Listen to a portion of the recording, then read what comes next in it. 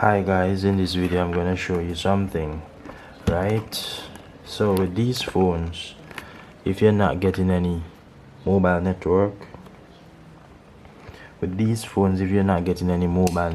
well, there's two things you can check for.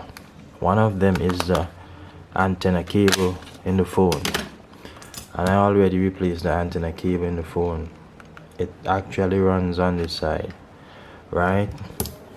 And the reason why this is not detecting, and if your phone is still saying no SIM card, I'm gonna show you a quick fix.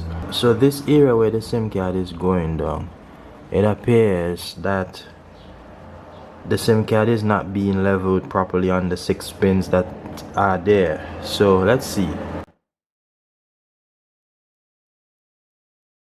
You can now see that the mobile network is showing, and it is showing flow. We do have flow in the Caribbean, so you can see here it's showing.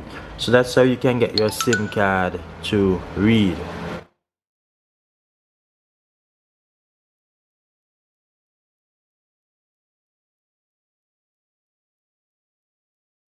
I hope that this was helpful, guys.